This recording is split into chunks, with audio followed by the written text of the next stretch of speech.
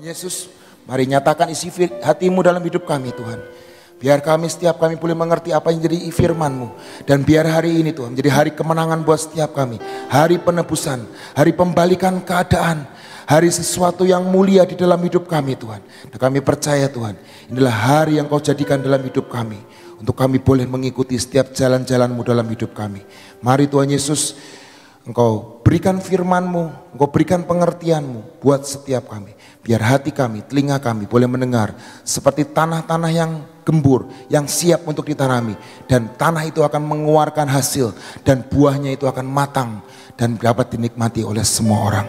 Hanya di dalam nama Tuhan Yesus Kristus pengertian, wahyu, hikmat turun buat hidup setiap kami. Di dalam nama Tuhan Yesus Kristus. Amin. Saudara, beberapa waktu yang lalu, sering sekali, mungkin dalam seminggu saya 3 kali, 4 kali mengganti yang namanya air galon, saudara. Kalau air galon model zaman sekarang itu bukan yang diangkat, wah gitu, saudara ngerti? Tinggal didorong, masukin, ceklek, pakai kaki bisa. Tapi kelemahannya adalah apa? Ketika lampu mati, airnya kagak mengalir. Betul saudara? Karena kan air itu mengalir dari atas ke bawah. Bukan dari bawah ke atas, itu namanya air mancur saudara. Air mancur pun air mancur dari bawah ke atas, pada akhirnya juga akan ke bawah. Kembali kepada air galon. Dalam seminggu, saya itu mengganti mungkin 3 kali, maksimal ya mungkin 4 kali lah. Atas bawah, mengganti seperti itu. Dan kenapa saya menggantikan? Biasanya ada signal saudara. Bunyinya apa? Tutut, tutut, tutut, tutut. Berarti airnya habis. Dan ketika saya mengganti air galon itu, saya sudah ganti, buka tutupnya, ganti yang baru. Masih bunyi, tutut, tutut, tutut. Kenapa saudara? Saya belum nyolok tombol resetnya. Jadi setiap kita itu ada tombol resetnya. Minggu lalu, saya itu, CCTV saya di salah satu konter saya, bunyi, tutut, tutut, tutut, tutut. Sayang, ini kenapa ya CCTV kok bunyi terus? Mengganggu sih, setiap 10-15 detik bunyi lagi. Pegawai saya ngomong, Pak itu CCTV kok bunyi terus ya mesinnya, kenapa ya? Aduh, teman saya yang ngurusin CCTV sudah pulang ke surga. Jadi saya harus cari orang lain untuk menggantikan ini kenapa. Jadi saya video call sama teman saya, juga kebetulan temannya Sofi. Terusnya, bro ini kenapa bro? Kok CCTV-nya seperti ini? Terus dia ngomong ke saya, kok sudah tekan tombol reset belum? Oh iya belum. Coba kok tekan tombol resetnya. Ketika tekan tombol resetnya, nanti kalau masih bunyi, nanti saya akan kirimkan teknisi. Seringkali saudara, handphone saudara, semua punya handphone? Semua punya handphone? Tahu nggak tombol resetnya di mana? Nah lo, tahu nggak? Coba, semuanya keluarin handphonenya saudara. Semuanya keluarin handphonenya. Kalau handphone saya ditekan on off yang lama, dia akan keluar. Betul saudara? Di sini ada ngomong power off, restart atau emergency call. Di sini ada ngomong restart atau reset atau reboot. Ketika handphone ini mulai melemah, betul saudara? Ketika, aduh lemot banget sih, WA udah 20 menit yang lalu gak nyampe-nyampe, ngeloading video aja lama banget, dasar handphone jadul. Jangan salah dulu, jangan-jangan bukan HP-nya yang jadul, tapi cukup di reset, itu semua akan balik, betul saudara? Dulu waktu saya kecil, saya tuh punya mainan yang namanya Nintendo. Dan di situ ada tombol gede banget, judulnya reset. Zaman sekarang nggak tahu. Kalau saya terakhir main itu adalah PlayStation 3. Saya udah nggak main lagi PlayStation 4, bahkan kelima saya nggak pernah beli lagi. Saya terakhir main PlayStation 3. Itu main FIFA, main sepak bola itu. Itu di situ ada tombol reset. Kecil. Tapi ada kecilnya. Teman-teman yang pernah main video games, Sega atau Nintendo, pasti di situ ada tombol resetnya. Kenapa ada tombol resetnya? Pencipta dari video game itu, pencipta dari handphone ini memberikan tombol reset supaya apa? Ketika ada malafungsi, ketika ada sesuatu bugs, ketika ada sesuatu yang mengganggu peralatan itu dan membuat peralatan itu nggak bekerja semestinya, maka buku panduannya akan berkata, tekan tombol reset. Artinya apa? Itu akan kembali kepada setelan yang seperti penciptanya inginkan. Betul saudara? Dan hari ini kita merayakan yang namanya Yom Kippur. Pencipta kita itu di atas segala-galanya. Betul? Dibandingkan Samsung, iPad, kita ini manusia diciptakan masterpiece oleh pencipta kita. Dan saya percaya dan yakin pencipta kita meninggalkan tombol reset dalam hidup saya dan saudara. Artinya apa sih? Kita mau baca saudara. Kita mau baca saudara. Biar jelas.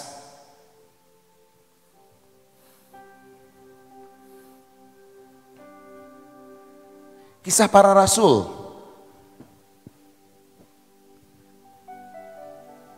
Kisah Para Rasul 3 ayat 19 sampai 20. Karena itu sadarlah dan bertobatlah supaya dosamu dihapuskan. Lihat saudara, karena itu sadarlah dan bertobatlah supaya dosamu dihapuskan. Agar Tuhan mendatangkan waktu kelegaan dan mengutus Yesus yang dari semula diuntukkan bagimu sebagai Kristus. Kristus artinya juru selamat. Pada saat kita bertobat dan percaya Yesus sebagai juru selamat, maka kita disebut yang namanya reset, born again, kelahiran kembali yang membawa kehidupan baru di dalam Yesus. Amin.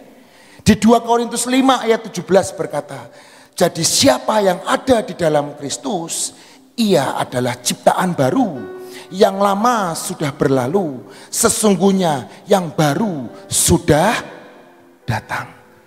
Di dalam permainan ketika saya kecil, waktu saya main Nintendo atau waktu saya main PlayStation, ketika saya lagi asik main, atau saudara saya atau teman saya pakai kakinya tekan tombol reset, apa yang terjadi?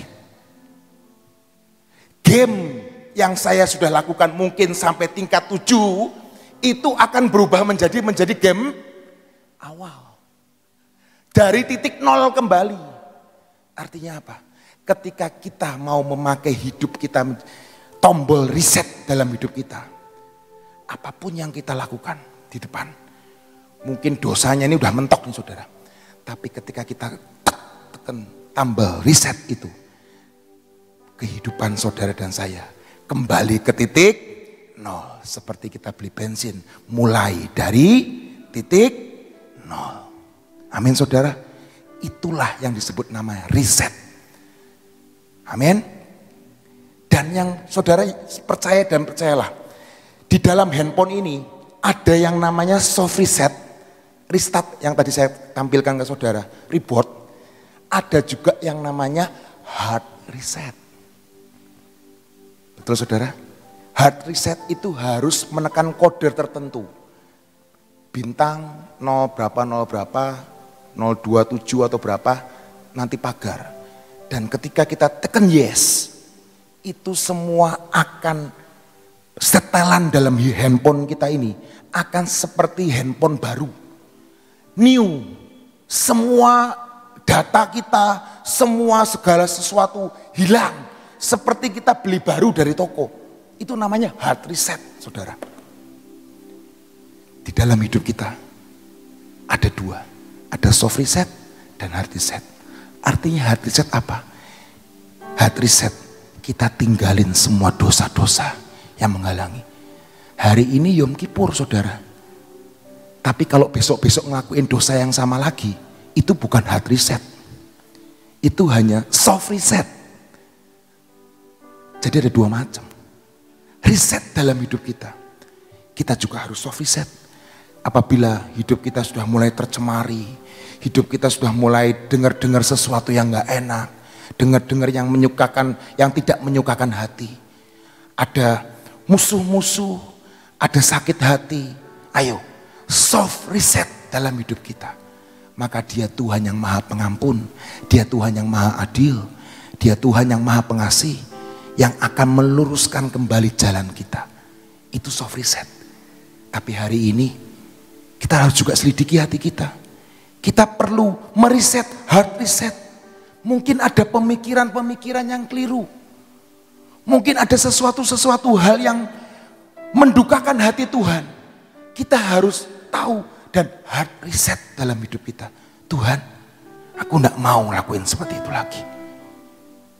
Karena aku tahu itu tidak menyukakan hati Tuhan. Bisa ngerti sampai di sini saudara? Kalau yang namanya gadget, yang namanya apapun di dalam dunia ini, microwave, bahkan mobil saudara, mobil yang saudara pakai hari-hari ini, itu punya softwarenya saudara. Dan untuk meriset software itu, nggak bisa dilakukan oleh bengkel-bengkel las atau bengkel bubut. Oh saya mau meriset handphone saya atau meriset mobil saya di bengkel las, nggak bisa loh saudara. Itu harus di auto reset dealer.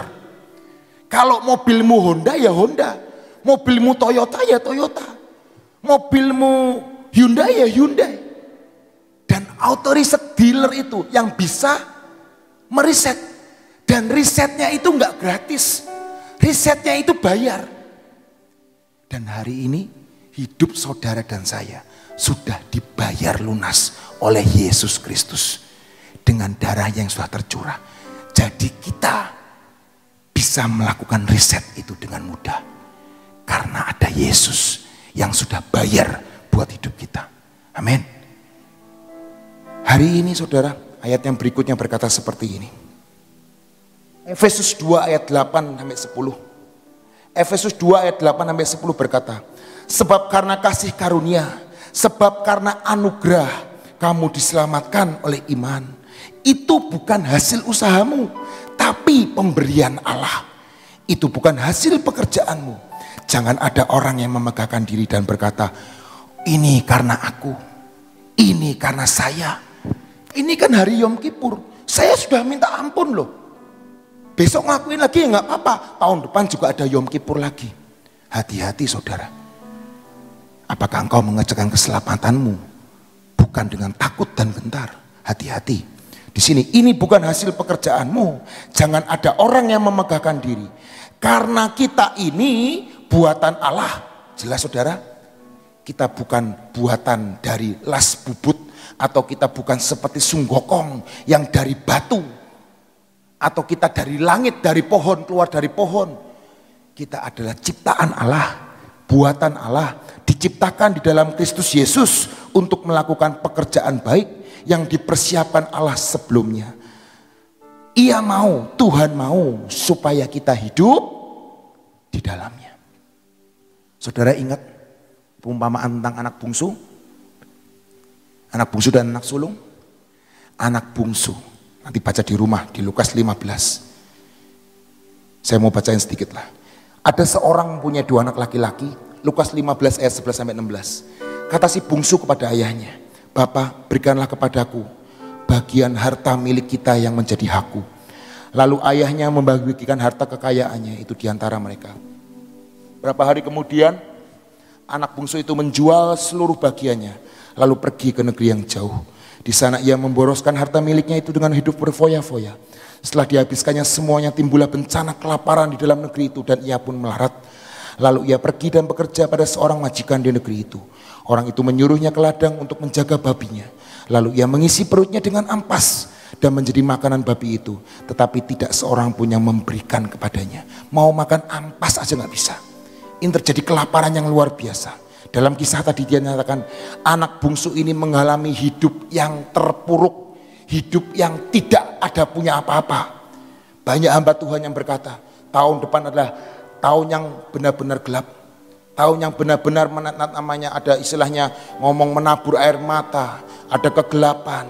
Tapi percayalah hari ini Tuhan ada berjalan bersama-sama dengan kita. Dan terangnya sudah terbit atas kota kita. Terangnya sudah terbit atas Sion. Terangnya sudah terbit atas umatnya. Amin.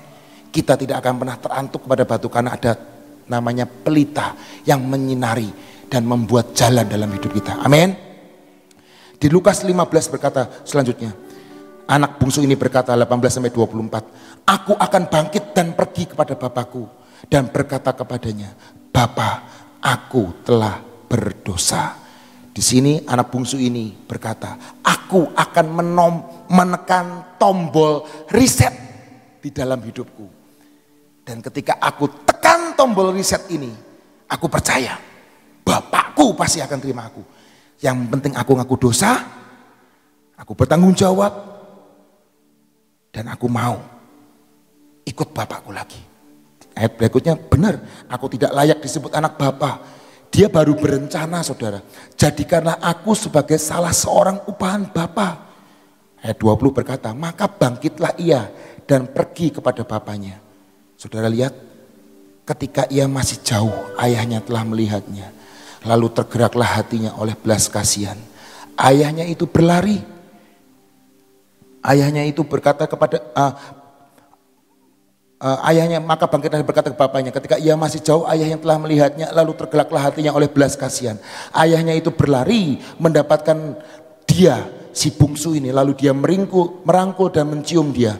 Kata anak itu kepadanya, Bapa, aku telah berdosa terhadap sorga dan terhadap Bapa. Aku tidak layak lagi disebut anak Bapa. Di sini anak bungsu ini berkata, aku telah berdosa, aku telah mengaku dosaku. Aku tidak layak disebutkan anak Bapa. Tetapi ayahnya itu belum selesai, anaknya itu ngomong. Berkata kepada hamba-hambanya, lekaslah, bawa kemari jubah yang terbaik. Pakaikanlah itu kepadanya. Dan kenakanlah cincin pada jarinya. Dan sepatu pada kakinya. Dan ambillah anak lembu tambun itu. Sembelihlah dia. Dan marilah kita makan dan bersuka cita. Sebab anakku ini telah mati dan menjadi hidup kembali. Ia telah hilang dan didapat kembali. Maka mulailah mereka bersukaria.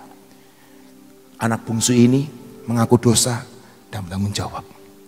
Dia tekan tombol reset. Ngerti saudara? Dan mulai dari hari itu dia kembali ke titik nol. Bapaknya merangkul dia. Dikasih cincin, dikasih kasut, dijadikan anak kembali. Mulai hari ini, oke nak, engkau sudah mengampuni, engkau sudah mengaku dosamu, engkau sudah bertanggung jawab, engkau ngerti ndak enaknya jauh dari Bapak. Hari ini engkau kembali menjadi anakku kembali. Amin saudara. Hari ini Tuhan Yesus sudah memberikan keselamatan buat setiap kita. Mari ingat kembali. Hari ini kebetulan ada Yom Kippur. Percis tanggal ini saudara. Sundown nanti dimulai yang namanya Yom Kippur. Karena di Israel pun sama. Hari ini juga 4 Oktober 10 hari setelah Rosh Hashanah. Setelah sundown itulah hari Yom Kippur. Di mana imam besar masuk ke bait Allah. Masuk ke tempat yang kudus. Dan hari itu dia memperdamaikan semua dosa-dosa dari umat maupun dirinya sendiri. Dan hari ini kita punya Yesus, imam besar yang agung. Dia yang sanggup membenarkan saudara yang tidak benar ini. Dia Tuhan yang sanggup meluruskan, bahkan mengangkat kita, bahkan merangkul kita menjadi anaknya kembali. Amin saudara. Biarlah hari ini, bukan cuma hari ini saudara, tapi kita harus mereset hidup kita. Apakah ada sesuatu yang salah dalam hidup kita?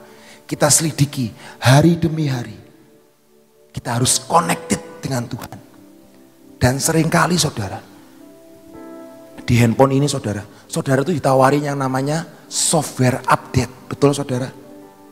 Kalau saudara nggak update softwarenya itu, saudara itu nggak pernah bisa menggunakan handphone ini dengan maksimal. Hari ini, mari update hidupmu juga di hadapan Tuhan. Update hidupmu. Jangan cuma aku suka yang dahulu. Aku suka yang dahulu. Firman Tuhan berkata, jangan ingat-ingat hal yang dahulu. Tapi ingat, ada Yesus di depan sana. Dan dia juga sanggup mengupgrade hidupmu dan hidupku menjadi lebih indah. Amin saudara. Tuhan Yesus memberkati. Selamat hari Yom Kippur.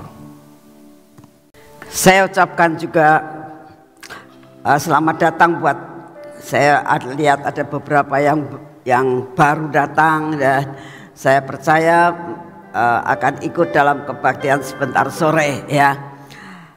Tadi sudah diberitahukan tentang panjang lebar tentang persiapan yang harus kita lakukan. Dalam ayat yang pertama kan dikatakan harus apa? Sadar dan bertobat ya. Orang sadar dan bertobat itu beda. Antara sadar dan bertobat itu beda ya. Kalau sadar itu sampai di otak. Aku ngerti ya. Aku salah. Ngerti salah. Itu namanya sadar. Tapi kalau bertobat itu meninggalkan apa yang sudah dilakukan dan berbalik 180 derajat. Dulunya madep sana menjadi madep ke sana. Nah, itu namanya bertobat ya. Berbalik daripada apa yang sudah kita lakukan. Nah, hari ini itu benar-benar saya menghimbau saudara. Kemarin saya sudah kasih tahu, hari ini masih ada waktu. Saudara itu waktu-waktu yang ada di hadapan saudara sampai nanti sore, itu saudara koreksi diri ya, koreksi diri. Apabila saudara orang kerja, saya tidak melarang saudara kerja, tetap kerja, tapi tetap jaga hati dan minta diselidiki Tuhan setiap kali sampai kita tahu, oh ya aku ini punya kelemahan ini. Bahkan aku punya ikatan dalam perkara ini. Nah, itu saudara tulis di dalam satu kertas ya. Dan saudara nanti itu bawa pada saat kebaktian ya. Karena nanti ada acara di mana saudara dan saya akan mengangkat semua dosa kita di hadapan Tuhan. Kita berdoa sama-sama minta darah Yesus yang menghapuskan dosa ya. Pemimpin tidak bisa, pendeta tidak bisa. Yang bisa menghapus dosa saudara dan saya itu hanya darah Yesus ya. Karena Yesus sudah mati di atas kayu salib mengampuni dosa dan saudara dan saya. Nanti kita akan sama-sama berseru kepada Tuhan, minta di-reset kembali. Seperti tadi Pak Luki ngomong, di-reset kembali, dihapuskan semuanya. Nah, kalau kertas itu namanya semuanya disobek, itu kertas ya, dibuang dan dikasih kertas yang baru sama Tuhan. Dan yang lama sudah hilang, yang baru sudah datang, seperti dalam 1 Korintus 5:17 tadi. Jadi saya berdoa, ayo siapkan hati kita benar-benar untuk membereskan diri ya. Waktu-waktu di hadapan saudara ini minta selalu diingatkan sama Tuhan apa yang perlu dibereskan dalam hidup kita ya. Seperti tadi dikatakan, kalau misalnya galon dan dispenser itu rusak ya, atau bagaimana nggak bisa jalan, dibawa kepada orang reparasi yang tepat. Nah, saudara hari ini datang kepada dokter di atas segala dokter ya, reparator lebih daripada yang lain, yaitu Yesus Kristus Tuhan. Datanglah, siapkan hati sungguh-sungguh. Kita mulai jam 5 saudara, tidak jam 6 ya.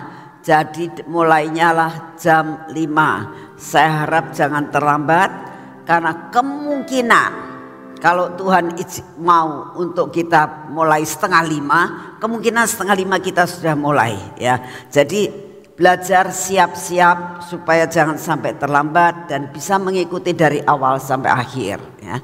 Tuhan memberkati. Yuk kita berdoa. Bapa, kami mengucap syukur untuk hari ini ya Tuhan. Kami percaya Engkau ada di tengah-tengah kami. Mulai tadi malam Tuhan, banyaklah Kau berbicara kepada kami sampai dengan nanti sore. Biarlah kami boleh membawa segala sesuatu kepadamu Tuhan. Kami ingin dibersihkan Tuhan. Kami tidak ingin adanya sesuatu, noda-noda yang masih ada dalam hidup kami. Biarlah hari ini ada pemberesan antara Engkau dengan kami Tuhan. Apabila ada kekecewaan dalam hidup kami mau tulis Tuhan, kami nggak mau katakan, kami nggak mau kecewa dengan Engkau. Kalau saat ini Tuhan, kami masih banyak sekali doa-doa yang belum Kau jawab. Bahkan saat ini di antara kami, dimanapun kami berada, apabila masih ada sakit penyakit yang menimpa dalam hidup kami, yang sampai saat ini kami belum mengalami kesembuhan, Tuhan beri kemampuan, beri kekuatan buat kami untuk tidak kecewa dengan Engkau. Tuhan, kami hanya minta kepadamu, Engkau Bapa yang sangat baik, Engkau pasti punya rencana yang terbaik atas hidup kami. Memang saat ini kami masih mengalami sakit, tapi kami percaya Engkau beri kemampuan untuk kami boleh mengatasi akan segala-galanya. Pada saat ini Tuhan, kalau kami masih menghadapi yang dinamakan persoalan perekonomian, kami masih banyak utang Tuhan, kami masih banyak kebutuhan yang harus kami beli dan kami butuhkan, dan keuangan tidak ada. Tuhan, kami mohon kepadamu, buat kami tidak kecewa dengan Engkau Tuhan. Buat kami hari-hari ini tetap mengucap syukur dan percaya bahwa pertolongan-Mu tidak akan terlambat. Terima kasih Tuhan, Engkau akan tetap memberikan kemampuan untuk kami dapat menanggulangi segala-galanya. Terima kasih untuk semuanya. Bapak, saat ini kami berdoa buat sebentar sore, dimanapun kami berada saat ini, apabila saudara-saudara kami yang dari luar kota, yang saat ini sedang menuju ke kota ini, Engkau memberkati dalam perjalanan sehingga sampai di kota ini dengan tidak kurang suatu pun apa. Tidak ada roh kecelakaan yang akan menimpa mereka. Semuanya sampai di kota ini dengan tidak kurang suatu pun apa. Bapak, kami berdoa, biarlah Kau persiapkan hati, jiwa dan pikiran kami. Engkau hadir di tengah-tengah kami. Engkau lakukan sesuatu yang spektakuler Tuhan di tengah-tengah kami. Biar kami semuanya ketemu dengan Engkau. Kami pulang dengan membawa perkara-perkara yang luar biasa. Kami pulang dengan membawa kelepasan dan pembebasan yang berasal daripadamu. Kami percaya yang sakit akan Kau sembuhkan, yang susah Kau akan hiburkan Tuhan, yang merindukan terobosan Engkau akan langsung berikan sesuatu hal yang luar biasa. Kami percaya dua janji-Mu itu akan menjadi sesuatu hal yang terjadi percepatan dalam kehidupan kami. Terima kasih untuk kasih setia-Mu. Bapa, terima kasih, Engkau sungguh amat sangat baik atas hidup kami. Kami berdoa juga Tuhan saat ini buat keadaan bangsa dan negara kami. Engkau terus memegang kendali atas bangsa dan negara kami Tuhan. Terutama Bapak, biarlah Engkau sendiri yang akan turun tangan, sehingga di dalam negara kami Kau berikan hikmat marifat kepada Bapak Presiden dan semua staf Tuhan, untuk dapat membuat pengentasan dalam segala perkara. Kami tahu Tuhan, Engkau akan pegang terus kendali atas bangsa ini. Kami sangat percaya bahwa kuasa-Mu akan dinyatakan buat bangsa dan negara kami, sehingga negara kami akan dibedakan dengan negara-negara lain. Kami tahu resesi, kami tahu kesukaran yang bakal terjadi tahun depan, tetapi kami tahu Engkau akan membawa kami di Goshen untuk dapat menikmati setiap kali apa yang Engkau siapkan buat kami dan menjadi jatah kami. Terima kasih untuk kasih setiamu. Saat ini ya Tuhan, kami mau meminta kepadamu daya tahan tubuh yang berasal dari surga. Di dalam nama Tuhan Yesus, kami butuh daya tahan tubuh. Berikan kepada kami hari ini daya tahan tubuh yang dari surga, sehingga daya tahan tubuh ini mengusir segala kelemahan-kelemahan tubuh kami, sehingga semua virus dan apapun juga tidak akan mengena kami. Semuanya dilenyapkan, semua dibunuh oleh daya tahan tubuh yang ada dalam hidup kami. Kami terima daya tahan tubuh baru di dalam nama Tuhan Yesus Kristus. Terima kasih untuk kasih setiamu. Terima kasih Bapa, di dalam nama Tuhan Yesus. Mari kita masuk dalam pengurapan.